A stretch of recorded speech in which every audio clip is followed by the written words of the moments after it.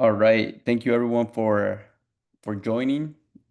This is Lifecycle Talks. It's actually the first time around that we're testing this type of format, a little bit different than what we're used to webinars. So I'll quickly walk everyone through some uh, important points regarding the format. So if you can go to the next slide, Fer. There you go.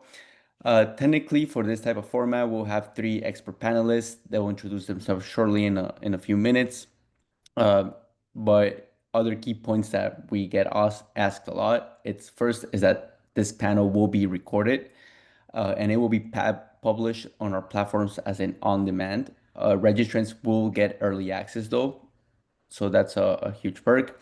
Then we aren't here to sell you anything or demo any products. It's more or less a Q&A session where you get to ask pretty much experts in the industries or the specific topics directly. The duration of this format is between 60 to 90 minutes. It all depends on the questions you ask. If there's no questions, we technically say goodbye. And on regarding the questions, you can ask your questions and then we just provide all the answers. You can place them on the Q&A panel or in the comments section.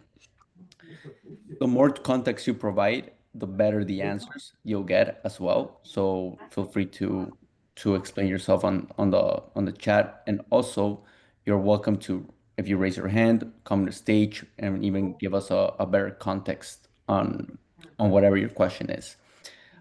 If you do come to stage, please turn your camera on, microphone on. Um, yeah, that will provide a better experience as well. And any follow-up questions or unanswered questions, you can email us at info@visualsolutions.com. All right, so I want to take a short 1 to 2 minutes for each of the panelists to introduce themselves. Or perhaps Fernando, you can start. Mm-hmm. So, hello everybody. Good morning or afternoon.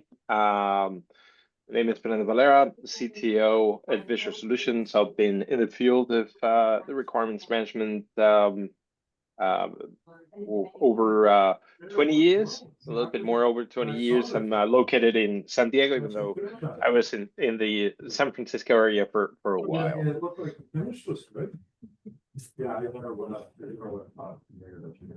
Hello, everybody. Mark Summers here, over here in Milwaukee, Wisconsin. So my background's I'm a practice director for Apex Systems for both the quality and RPA space. My background's 30 plus years in software quality assurance, really focused on modernizing quality practices, building QCOEs and TCOEs and so forth. So great meeting you. Really excited about this event. And I'm Shane Hasty. I'm in a little town called Otaki, which is north of Wellington in New Zealand. So for me, it's the morning. I'm the global delivery lead for Skills Development Group, and I've been doing requirements stuff in many requirements, quality testing, development in many roles, many aspects for over 4 decades now. So there's a lot of mistakes that have been made and a fair amount that's been learned over that time. Awesome. Thank you, three of you. So while we start getting questions in a minute, everyone can also let me know if the chat panel is working. It looks like it is. Just put a thumbs up or any comment and type in your questions. But to kick it off, we can start perhaps with you, Mark. We're gonna ask, what's the biggest misconception about AI in engineering or product development that you see today?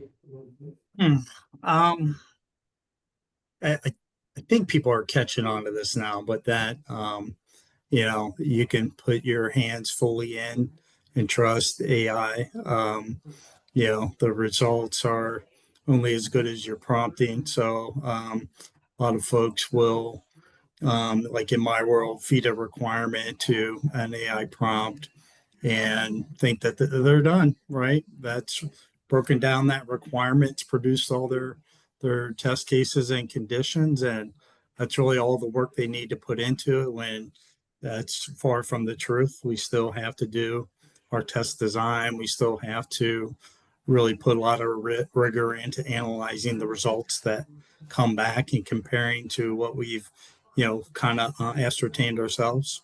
But so I think that's the biggest misconception is we can just leave all that thought and processing to AI to do for us.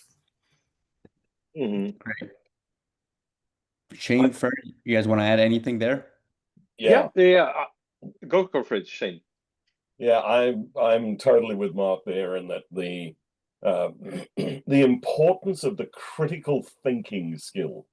The AI tools are accelerators, they assist us tremendously, and you have to bring that human critical thinking skill to it. The tools are the content is as good as the context you give it, and it's going to have misconceptions, hallucinations, etc. inside there.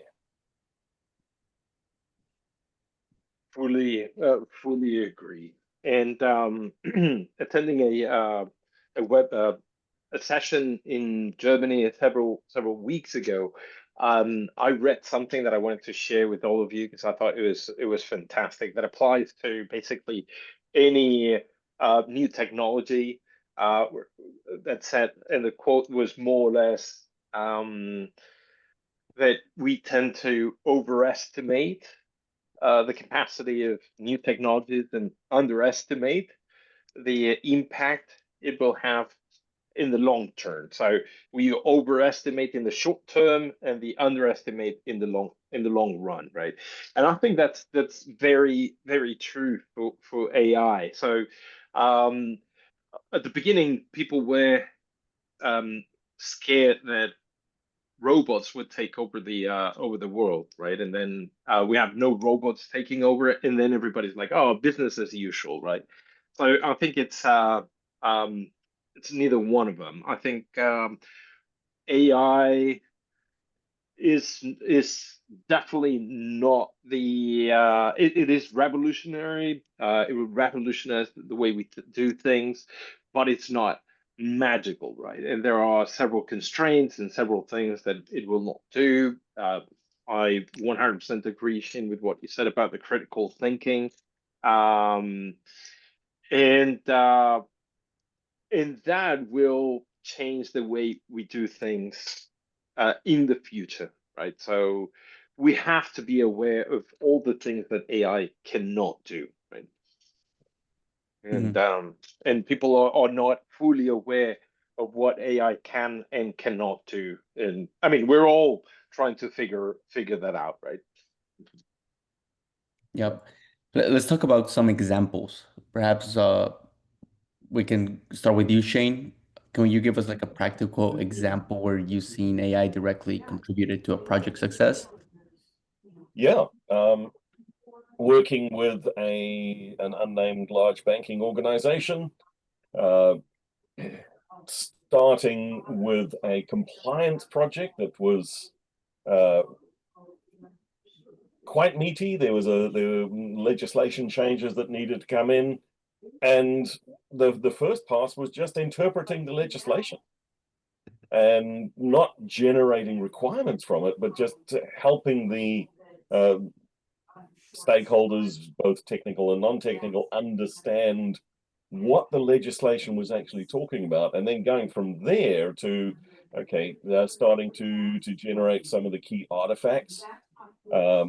We did some code generation, but not a lot. It was, but a lot of the analysis artifacts were probably what would take 10 days would take 4. Was my experience in terms of the acceleration of that. So producing artifacts, not, and it's 10 to 4, not 10 to 1. Where the 10x is a myth. I'm sorry, but 10 to 4 is something that I'm seeing fairly consistently at the moment as an acceleration element. And yeah, in that case, it was producing artifacts. It was also helping us identify which stakeholders we should be talking to. And again, part of that came from the interpretation of the legislation a bit, because legislation is often written, it feels, to obfuscate rather than to communicate. And the tool was quite good at getting through the legal jargon. Yep. Fernando, you want to give us an example? Absolutely, and it's interesting, Shane, that you mentioned about compliance, because I think that's one of the areas where AI will definitely excel, and we are seeing it excelling. First of all, because it's text-based information, and there's a lot of it. So, and it's not fun to read. So you might have hundreds of pages of very technical standard or legislation or whatever, and AI can just read through it, help you identify changes in regards to a previous version, and I'm sure we will talk more about this topic. The other area, which is somewhat related, is tender management. That's another area where we've seen a lot of our customers really excelling, where you have a customer sending you hundreds of pages for an RFP or whatever, and you have your own existing requirements, and you want to find out how much do they overlap, all the contradictions, how much can which elements can we answer to in a straightforward way, which ones require a human to actually answer, and things like that. I think that's another area where AI is really taking over and picking up. Awesome. I'll make sure we can come back to that. I see one question. Before answering this one, perhaps Mark, you want to add anything else on a practical example? Yeah, I think the obvious one in the QA space, test case gen. It's really all the activities that lead up to generating those test cases too. So the insane ability to take a set of requirements from a sprint or a release, take the functional specs, the design specs, or tech specs, any type of internal requirement standards, take all that information and use that to send it through, very complicated test design techniques like, equivalence class partitioning and orthogonal analysis, and have it generate the minimal set of test cases that give you that broadest functional and technical coverage in minutes is insane. Game changer. My example is also large banking organizations, maybe the same as Shane's, maybe not. But so yeah, that's one area where a very lengthy test design process was shortened to a very reasonable, quick, efficient part of the process now for that client. Awesome. We actually have one question come in about tests related. So how do we balance trust and explainability when AI suggests skipping or reordering tests? Mark, that looks like right down your alley, right? Yeah, you still, like we started with the very opening kind of statement or questions that we had. You're not putting 100% of your trust into it. AI doesn't know everything that you know about a certain sequence of events or tests or ordering of how you need to progress. Maybe perhaps it doesn't know the prioritization of your functionality of your business processes. So yeah, you still have to do your own critical thinking and your strategic planning. A lot of those activities, you still need to do, and then leverage AI where it's appropriate.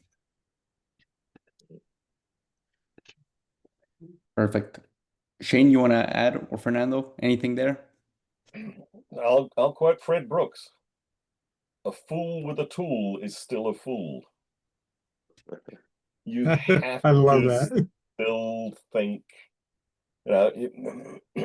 you've got to validate. You often hear the LLM tools described as it's like having a really intelligent intern who sometimes comes to work drunk. Well, yeah, you've got to validate what is coming out. Does it make sense in your context? Mm-hmm. You cannot abdicate the thinking to the AI tools. It's an accelerator, and it's great at accelerating that stuff, producing things quicker, but you really still do have to think carefully. So if it's recommending a change in sequence, one of the things, ask it why. Treat it as this is something that a lot of people are struggling with, but learning to do, is treat the tool as a co-worker, not as a tool. Have a conversation with it. So explain the reasoning for this suggestion. And if that reasoning doesn't make sense to you, well, push back, tell it no. Perfect. I fully agree to that, in the sense that there has to be some sort of challenging to the AI, and I think that will become harder and harder in a year, a couple of years from now, when AI becomes extraordinary and we can distinguish why it did something. The only thing that we will have is asking why it did that thing, right? Because sometimes we will not be able to determine whether the answer is right or wrong. It's so different that we will not be able to address whether it's a hallucination. The same way that today you look at a piece of art and you can determine, is like, well, is this guy fooling me, or is this guy a true genius because it's so unique, right? And I think similar kind of thing will happen with AI. Also, it might have to do with the LLM that you're using. Whether you're using a smaller one, you will have less accuracy, and therefore, it might be a problem. It might be the way you've trained it, or it has been trained. So you will always have to challenge those results, right?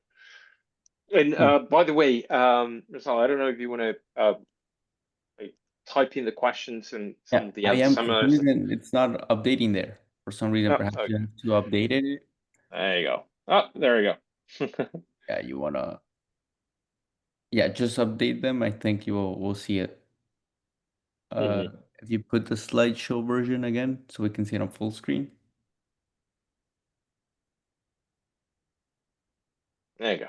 Yeah, that was actually the next question that came in regarding security. So can AI help enforce compliance with security development standards? Perfect. So I've had some experience here, and it depends. There are many different ways in which we can use AI for the compliance standard. So just a couple examples. NIST, we can first of all, and I'll talk about my field, which is requirement engineering, when we have a specification where we claim that we need to comply with, ISO 26262 or 62304 or whatever, the first thing is asking the AI is like, are my requirements truly fulfilling that standard? That's one of the first things. The second one would be, hey, if I need to create a zero trust architecture, am I missing something in here? And those are some of the standards, but then, for instance, 27001, where it is a process type of standard, it can help by generating the templates, by helping with some of the processes, generating the evidence that you have fulfilled some of the processes. I think compliance is going to be one of the areas where AI will definitely help the most.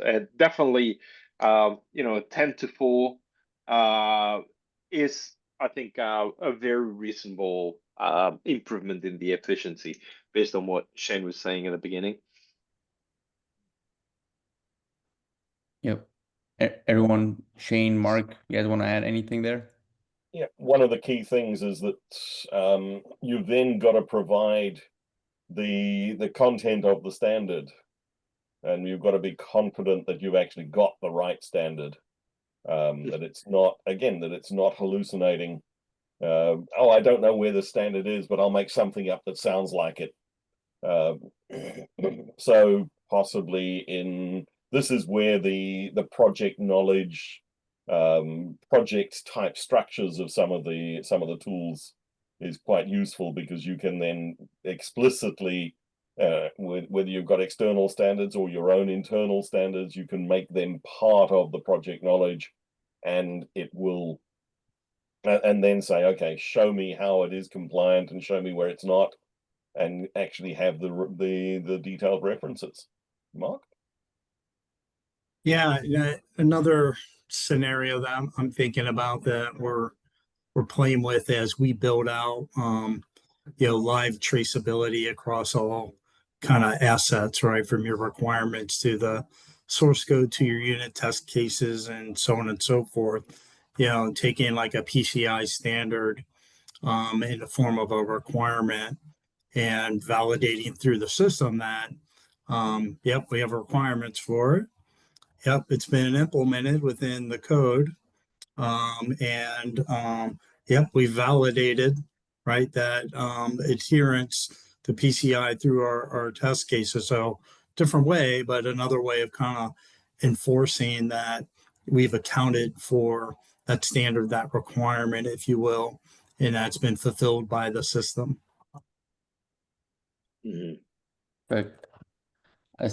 I see a few other questions coming in. 1 second, I'm trying to organize these.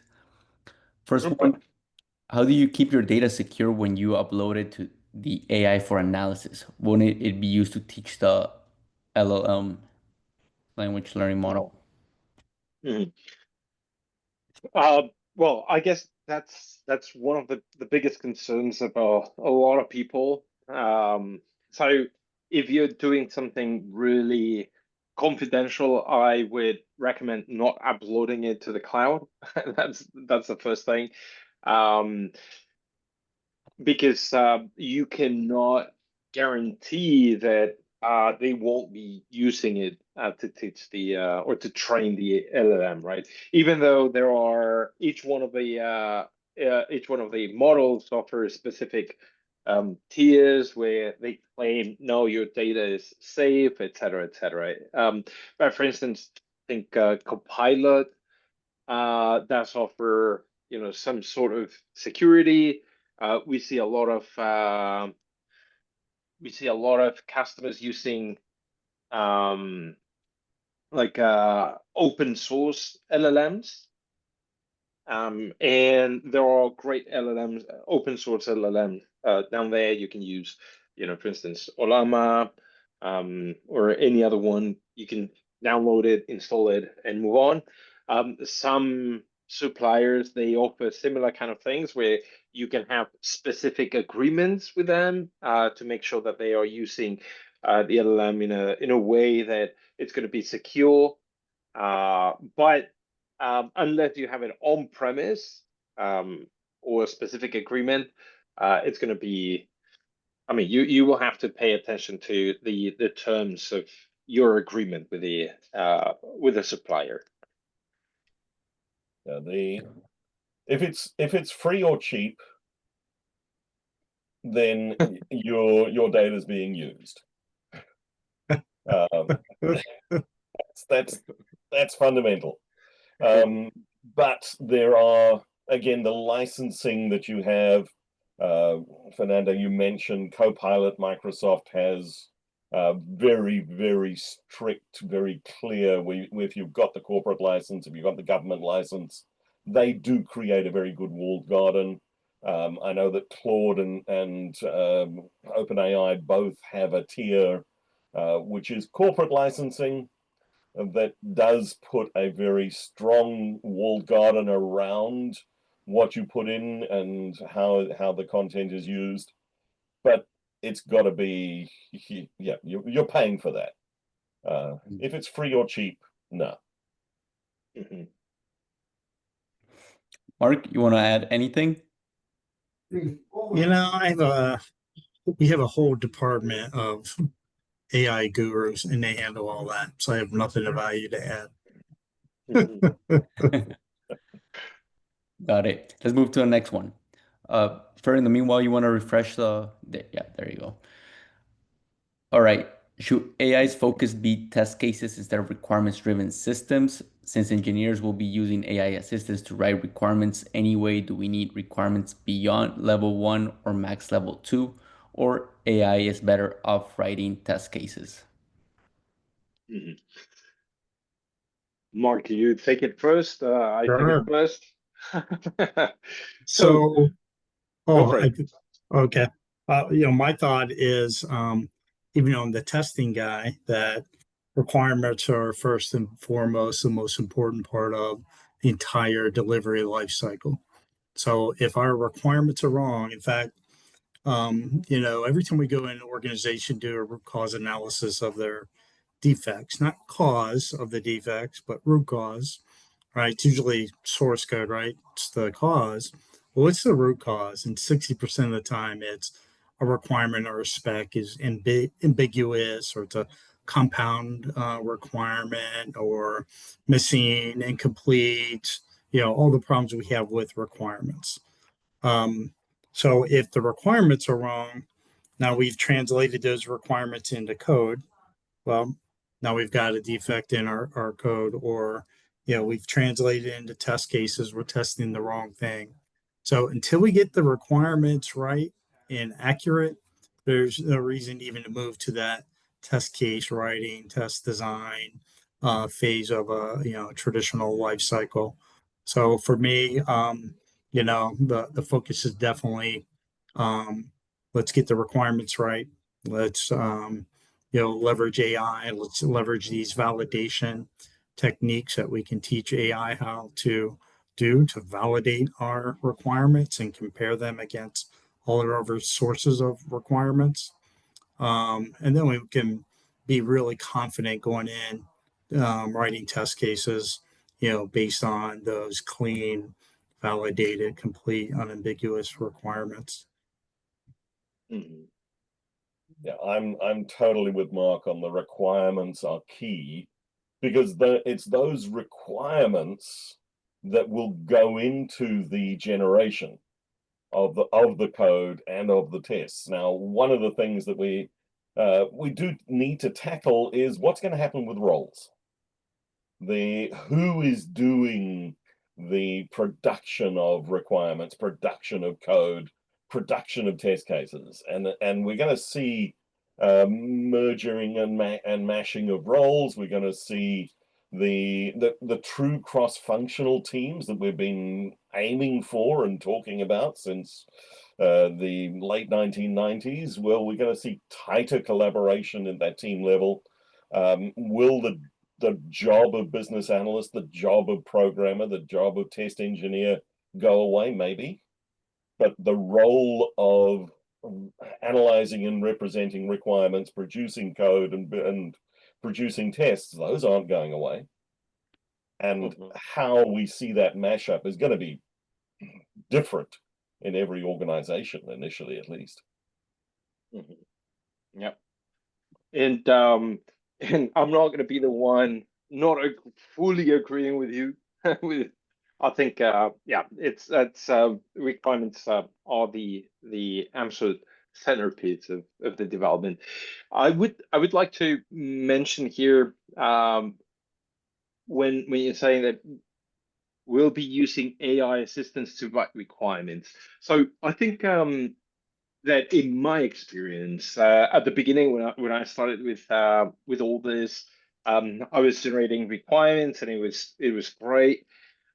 But let's just not forget that AI is essentially a gigantic database of knowledge with an extraordinary complex set of ifs around it.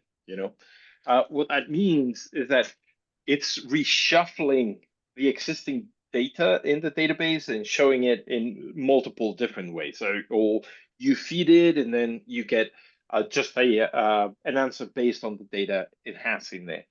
Requirements by definition are going to be the description of a system that does not exist or humanity has not yet seen. Otherwise, instead of creating requirements, we would just acquire it somewhere. Unless what you're doing is writing requirements to procure an existing system, right? In that case, yeah, that would be extraordinarily useful. But if you're building a new system, the requirements that you're going to get through an AI assistant are going to be requirements that already exist out there. A very simple example is, for instance, writing requirements for a defense system. Defense systems are notorious for not being public, right? So if you try to find the requirements for a Patriot system, a Patriot missile system, you're not gonna find the specifications. Well, at least legally, you're not gonna find them out there, right? So, so if you ask an AI system, okay, write the requirements for that missile, it's gonna will lack a lot of detail. So you should be using the AI assistants to write the 80% of those requirements that are going to be the same. They're always pretty much the same, but you cannot use AI assistants to innovate or create something that humanity has not seen before. Even when it generates, art or things like that, it just does things that already existed, reshuffles, and creates something with a style that already existed before.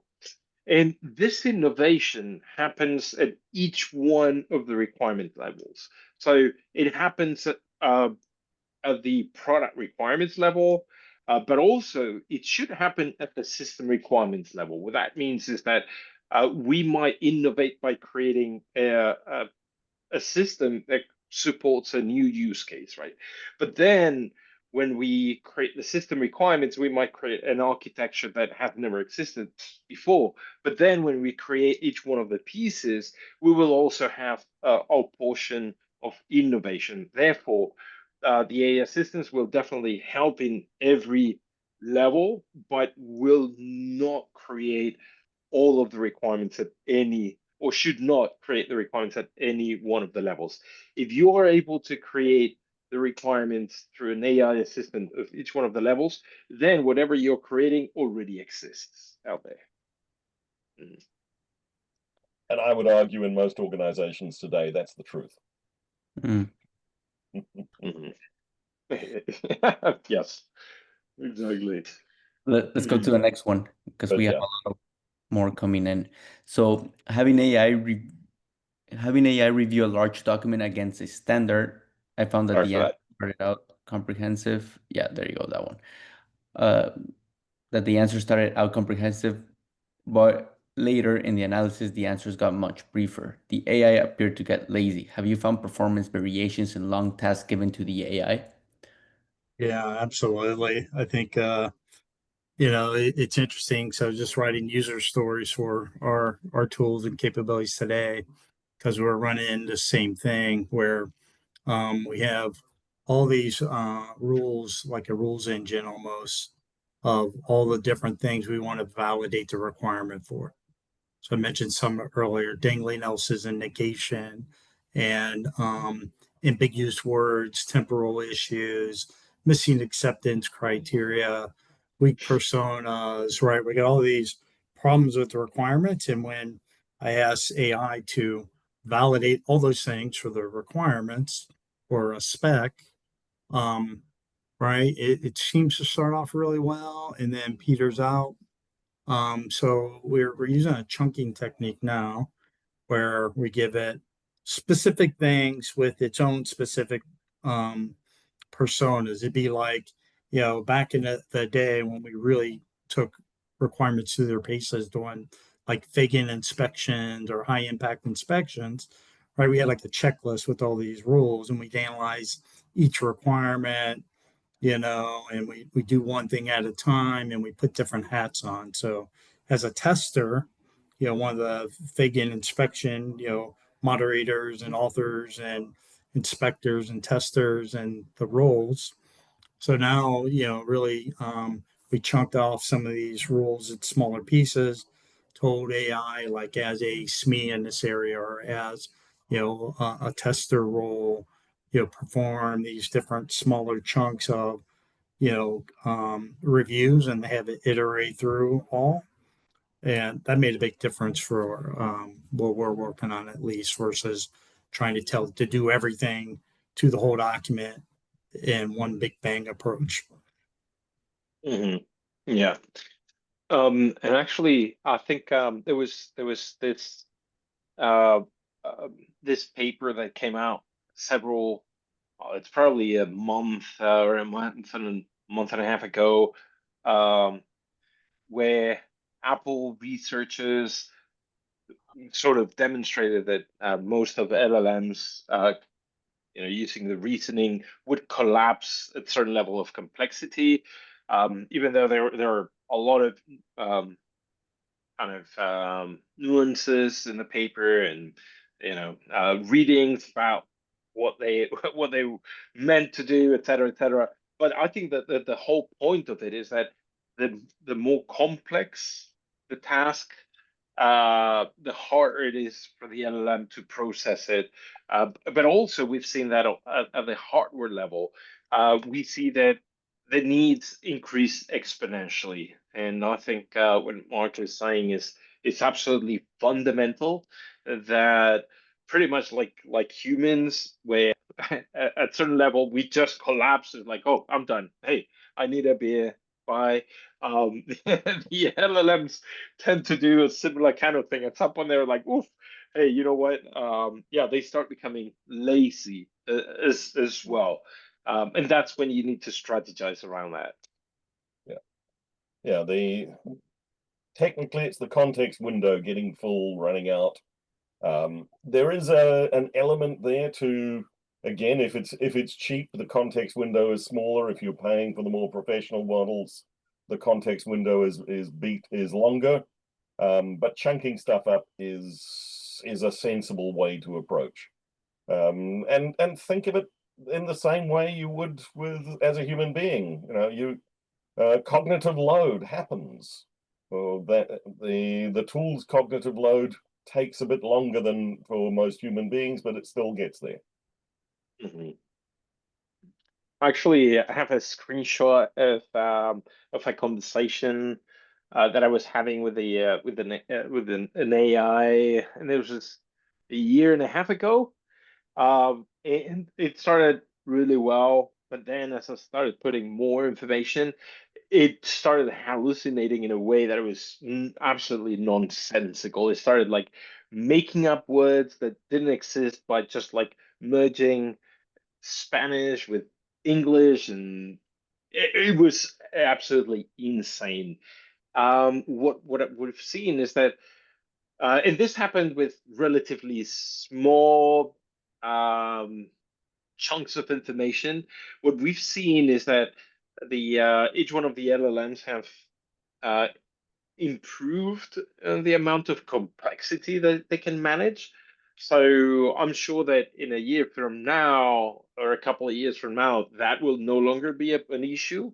But today, it's definitely something to take into consideration, right? Awesome. Let's move with the next one. So, okay, how do you see AI improving threat detection or anomaly monitoring in safety critical systems?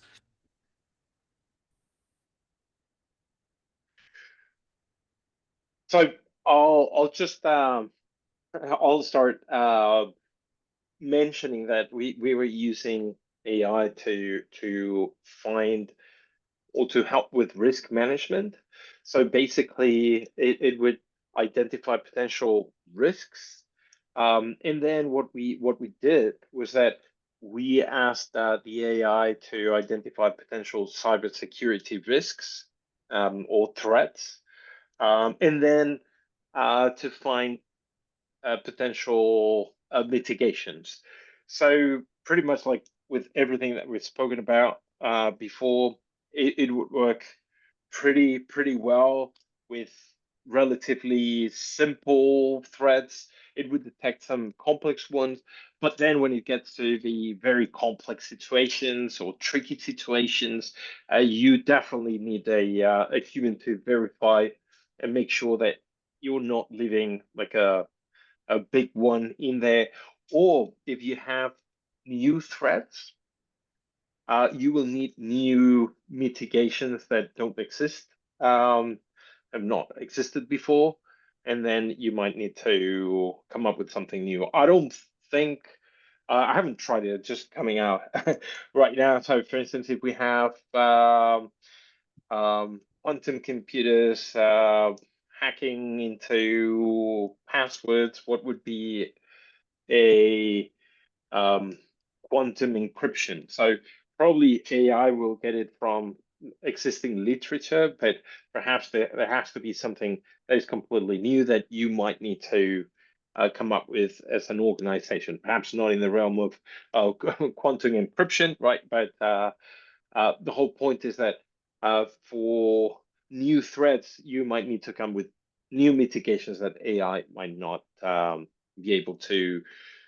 give you, but can help identify them. And monitoring the observability outputs and so forth. It's, you know, the tools are good at that sort of observation of what's happening and possibly highlighting something that would be recognized earlier than by a human being. Mm-hmm. Mark, anything there? No, it's really thinking more about I'm in the business of threat, anomaly, defect prevention. I was thinking how well AI's been as a tool to improve security testing, building in building a threat resistant type system, leveraging AI capabilities more on the monitoring and SRE and so forth, right? So having it identify and again analyze the system, the source, the specs, the tests to make sure we are building, highly secure, threat resistant system. So it's just another aspect on prevention. Perfect. Let's move to the next one. How should engineering leaders approach AI adoption in cross-functional teams? I think this is a really good question. So what I've seen in many organizations the fact that they've asked the different teams to improve in a X percentage using AI, and they've just thrown that as a goal and saying, okay, we have to be 30% more effective, right?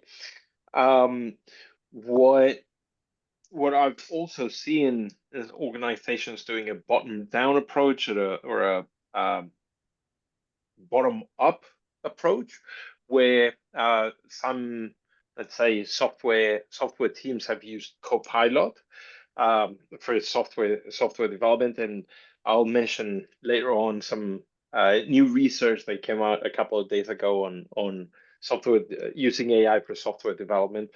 So my experience is that you have to have both approaches. You have to let the teams start using the tools like Copilot and so on and so on. But like with any initiative, there has to be a goal, right? So we want to improve the efficiency of of systems development or software development, and then you have to make sure that you have somebody that is going to drive those initiatives, that they orchestrate well, and that they make sense. So for instance, you could have and identify which areas could be impacted the most by using AI. So for instance, whether you have, let's say, a cross-functional LLM, or whether you have dedicated LLMs for each one of the departments. What we're seeing is that you might use different LLMs for each one of the departments, more functionally specific to each one of them. But for some other tasks, you might have higher level overarching LLM that can help with the processes, for instance. I don't know if that made a lot of sense. I'm going to quote Jim Highsmith. If you failed at Agile, you'll fail faster with AI. If you're not, this is a change to a way of working. In the same way that adopting an Agile model or an Agile approach or any of the other fundamental shifts in the ways of working require the collaboration at the team level, support at the organizational level, both top down, bottom up, providing training, providing support. Well, yeah, this is as big a shift as what we've done in the last 20 years trying to build cross-functional teams. So the integration of the AI tools into your work processes, it's not just buy a license, throw it at people and say, hey, go. Yeah, both hearing what both of you had to say, it really reminded me of adoption of any new technology that you haven't used before. You'll want to baseline, your current productivity, whatever that means for whatever unit of work you're producing, and then choose a pilot area. So if you're a very large organization, it could be a whole Scrum team. We're going to pilot using these various capabilities from AI. It could be if you're a team, you're going to choose a feature. We're going to develop these features our traditional way. We're going to leverage AI in these ways, but being very deliberate, right? We're going to set up an experiment. So we're going to baseline what our current outcomes are the traditional way, and then we're going to run an experiment where we leverage AI to perform those tasks. We rebaseline after delivery, and we really study those outcomes and efficiency gains or quality gains or velocity improvements or code coverage, cusset, whatever it is that you choose, right? And then we tune, and now maybe the pilot expands. Maybe it's another set of teams after we've proven the value in using it. And that's the discussions that we've been having with our clients, is helping them, run really controlled experiments with it, be very deliberate, measure everything, prove the outcomes, and then you go through that continuous improvement cycle of, refining your approach even more, or expanding to more teams. Mhm. And I think one of the things that you mentioned is absolutely fundamental, is that measure your current, whatever is it that you want to improve, before and after. So if it's efficiency in terms of time or a number of artifacts that you're generating, whatever that is, right?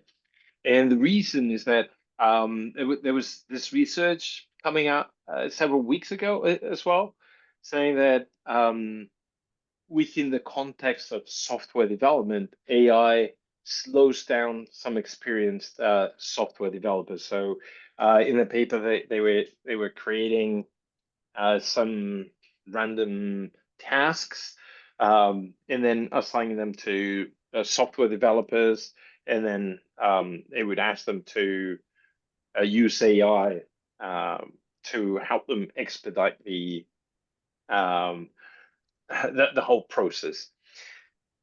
The expectation was that they would improve 40%, and the reality is that in average, for the most senior developers, it slowed them down 20%. And I think that one of the readings about this is that again, and I like the quote of having an intern that sometimes comes to the office completely drunk.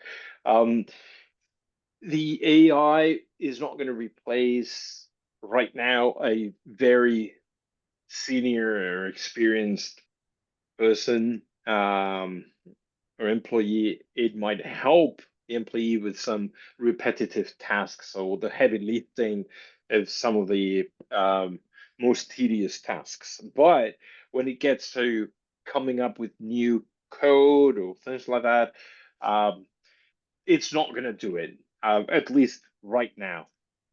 However, one of the other very, very interesting things, and this underlines or underscores the need to measure the status of where you are right now and where you want to be, is the fact that when asked, the developers said that the AI had helped them improve in 20%.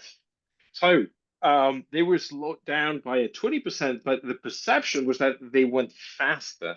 So you have to be very careful, because you might think that you're going really fast, that it's helping you enormously, but the reality is that it might not.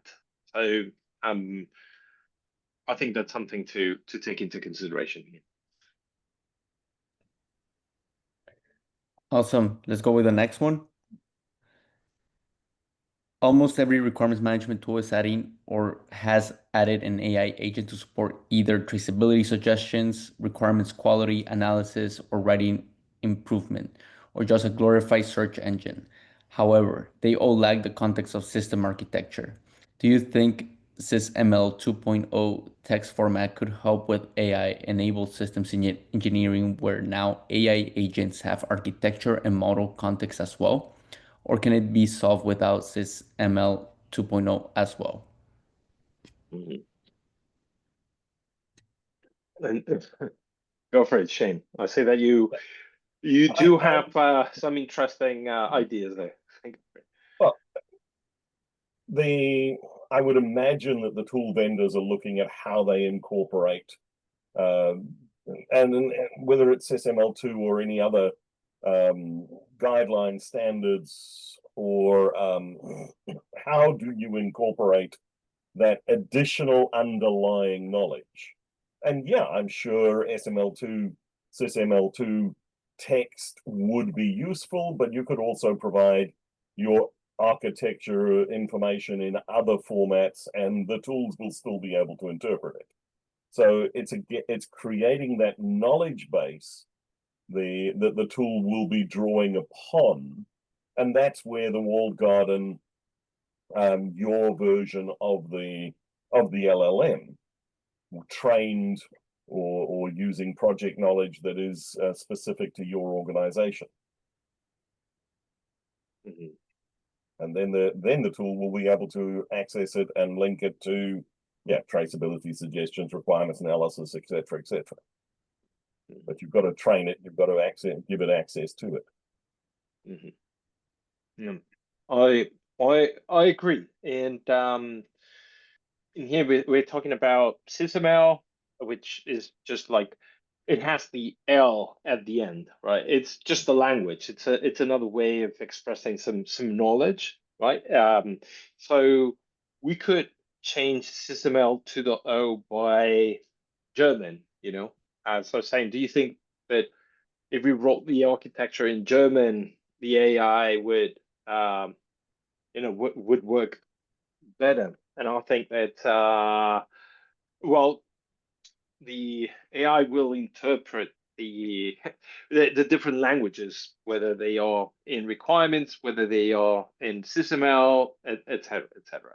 I think there are my perspective. There are two things to take into consideration. The first one is, why was SysML created in the first place? I think that one of the reasons was to handle very very large amounts of data in a way that can be easily communicated. It can be easily read and interpreted. So for aerospace projects, it's working pretty well, right? Because it's thousands and thousands and thousands of pages of requirements that people were having a problem reading. If AI is reading them immediately, I mean, who cares? But also, what's happening with SysML is that we are able to automate some things, right? So it can be very useful in that sense. Tools will generate those automations. If we were able to create those automations straight out of requirements in natural language, would that help? I mean, I think it doesn't really with AI from the perspective of AI, not from the perspective of people understanding and standards and so forth. I think that talking about natural language requirements, SysML, it doesn't really matter. You could have the architecture written in natural language as long as the AI interprets and reads it and goes through it. I don't think it matters that much. It's a matter of the tools that you use and whether the information you put in there is correct or not, right? Yeah, I agree with all the above. And I think regardless of the source of the requirement, there's some things fundamentally true, like we have to ensure requirements meet original intent.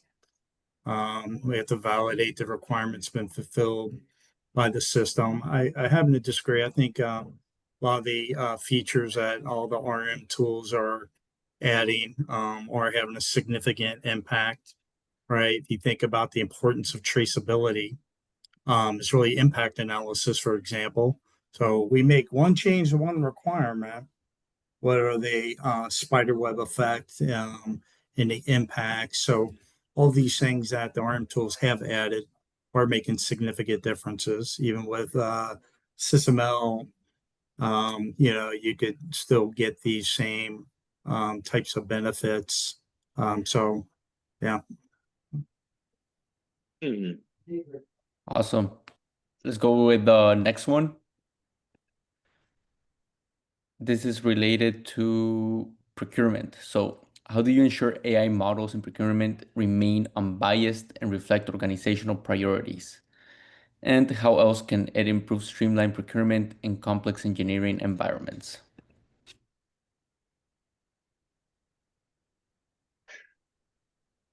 So they, I think, I think that AI and I think Shane mentioned it earlier. We should treat it as a human, in the sense that there will always be a bias, and if there's no bias, perhaps it's because someone biased it to be unbiased, right? So there are certain, perhaps there might be, I don't know, some areas where if the LLM, the way it has been trained, has been prioritized in certain way. So what we can do when we do procurement is to include the organizational priorities as part of the requirements for the procurement, and ask the ALM to take those into account with some level of priority over other aspects. So I think that's something that can be done. We can also say, well, within the prompt, we can ask it to try to be unbiased and to be factual as much as possible, to not make assumptions. So what I've seen is that in some LLMs, the prompt, or asking the prompt in that way, is like, don't make assumptions and be factual, and try not to be biased, and et cetera, will actually make a difference in the result.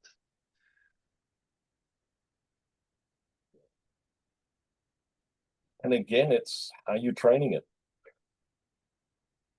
What is the context that you're giving it? What's the information? And then apply critical human thinking. Mm-hmm. Did the intern get it right? Awesome. Marketing. And then, Yeah, nothing to add to that. That was perfect. The intern get it, or the drunken intern. I still don't know where Fernando was going with the drunken intern, but yeah, I love it. In terms of how else can it improve streamline procurement in complex engineering environments. So in many cases, what I see is that there's a procurement, and then there's a result of a procurement, and that's the end of the process, and then a whole new process starts. And there's a little bit of a gap, or a big gap between that system that has been procured and then the actual development or implementation of it. So what we can do is that once we have, and it depends on whether you're procuring or whether they are, or whether you are receiving the RFP and you're providing the answer to that. So one of the things that I mentioned at the beginning that can be done is that if you do have internally the database and the knowledge of, what your capabilities and capacities are, and then you link that with actual artifacts. If you have the RFP from a customer, you would be able to have the AI say, well, you could extract this, and this from your own database, and then it comes with all of this stuff, this artifacts. You could have initial estimations to give you a ballpark of what could be done, but then of course you need the experts to refine that, and then the AI with the expert refinement can get you a closer, more accurate estimation, for instance.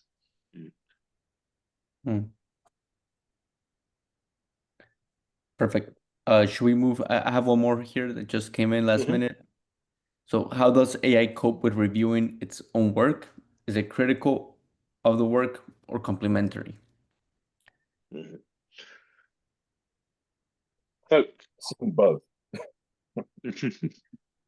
So, for instance, one of the original kind of agentic AI things that we did was that we created an agent that would actually review the results of the other agents. And what we did that at the beginning, we were like, well, it's never gonna say that whatever the other agent developed is crap or anything like that.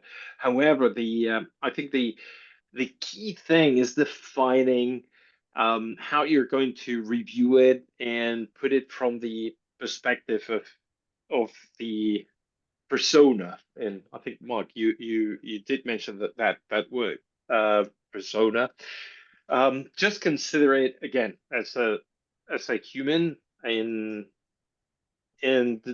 imagine that you're defining a role within your organization, and you might have a software engineer developing something, you might have a systems engineering doing something, and if you had somebody that only reviews things, you might define this persona or this role as being detailed oriented, with certain expertise, et cetera, that will actually yield some very interesting results. And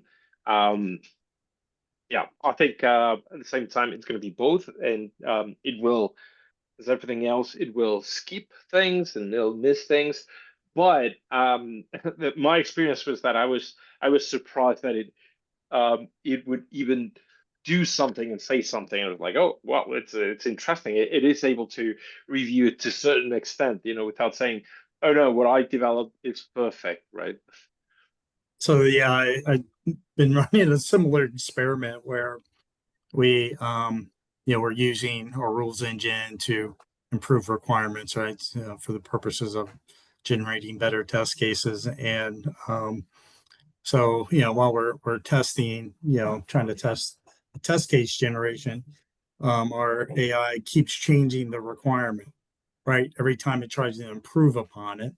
It's almost like it needs to make a change. Like if it comes back to you with the same requirement, says, nope, it's perfect, it didn't do its job or something, because it'll be like 15 different times that we're running it, not with the intent of changing the requirement anymore, trying to test something else. And yeah, it does keep tweaking it all the way through. And sometimes it gets worse, right? So it's that critical thinking. It's using AI to get the outcome you're looking for, and knowing what good looks like. You still have to understand context of the request, the client, the requirement, and when good enough is good enough, because like I said, you could keep running it through and it'll keep changing it, right? And sometimes it degrades, sometimes it gets better. So just having enough understanding to know when you've achieved the outcome you're looking for. It wants to please you. It's not quite sure how to please you all the time.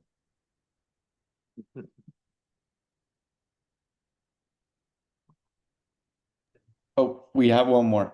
All right. Let's see. Perhaps first you want to refresh it. There you go. What specific activities do humans add to LLM heavy process? Maybe identify opportunities for prompt improvement, maybe splitting an AI activity driven by one prompt versus chain of prompts.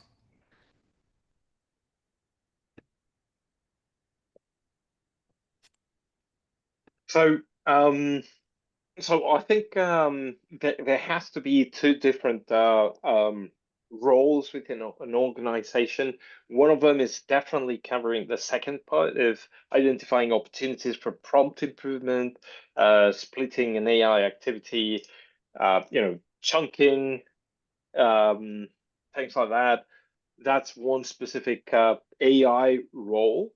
But then when we talk about humans, what what specific activities do humans add? I don't know if I understand the question correctly. It's like, well, if AI can do all this, what do humans add to this? So, I was reading about the process of invention, right? How do we invent, and how do humans innovate? It turns out that we as humans we cannot come up with the iPhone or the iPod in the Middle Ages, right? Innovation is an iteration over an existing idea.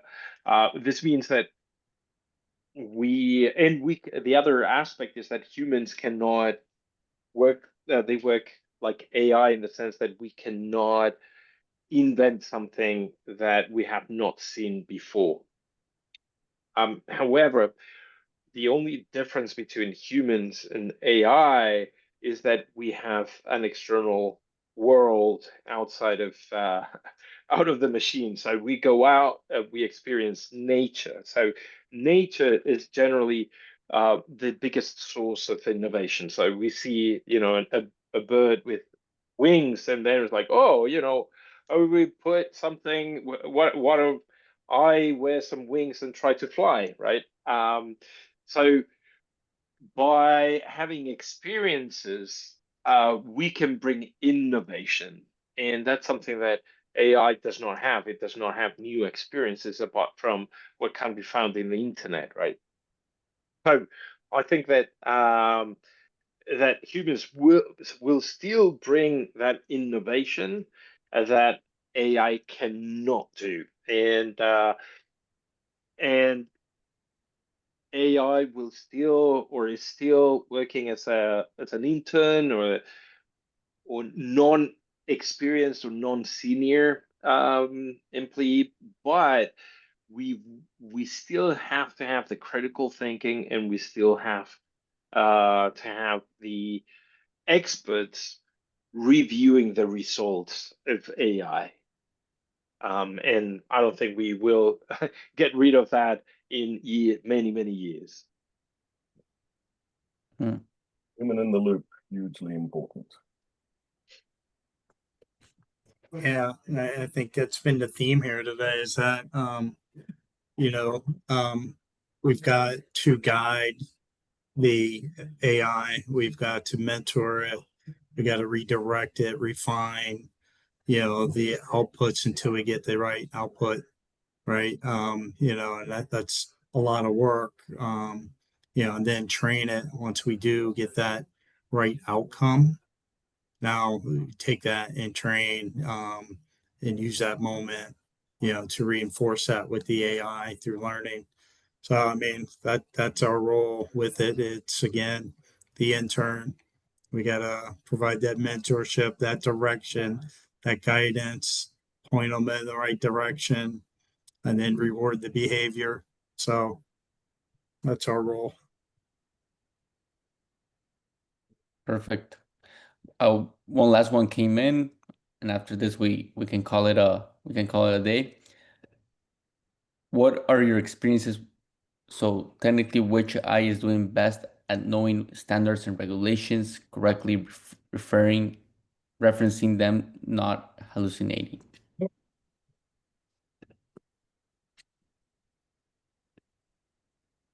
So, my experience has been that I've used the online ones are always going to be a little bit more updated than the open source offline ones.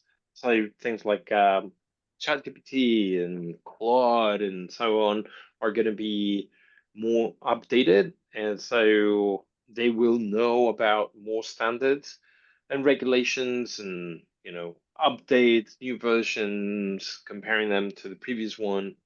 In terms of not hallucinating, I think it's more what we spoke earlier about the complexity of the task and the amount of information in there. And at certain level, they will all start getting lazy, no matter which one you use. But of course, if you use a smaller model, then the sooner it will happen, right? But also what you can do is that if you're using an open source LLM, like for instance a Llama or something like that, what you can do is that you can attach the standards and the regulations that are important to you for your project as RAGs, retrieve documented generation, or advanced RAGs, or whatever, which has its own limitations, but that could be another possibility in there. Yeah, I got a good example recently of just that and came to the same conclusion, which is, generically asking, hey, I want to output our test cases using Gherkin, right? Behavior-driven development language, right? Then you might get back, a SpecFlow version of BDD, or, Java Cucumber based version. So it's really about being really deliberate and attaching, specifically the set of standards, whether you're pointing to a wiki, attaching a PDF, or whatever it is, but just being really deliberate with what is the standards and regulations, versus having it go and find all these, different versions and patterns, and inventing its own combination of two different standards, or what have you. So be deliberate. Yeah, be deliberate. Use the project knowledge capability, and tell it, give it examples. The more context you can give it in the prompting, the better it's going to be. And apply critical thinking. It's the tools are much better now at giving you references, for instance. Where did you find this information? The research mode, I've used it for some quite deep academic research, and it found me good references, but I went and I checked every one of them. Do not just blithely accept that if it gives you a nice AMA looking reference, it's right. Go and double check it. Awesome. So I think that will be the last question. So we can call it a day. Thank you. Thank you everyone for assisting. If you want to go to the last slide, technically as I mentioned at the beginning, we'll be posting this in our platforms. Both you can find it on Spotify, you can find it on our YouTube channel as Lifecycle Talks.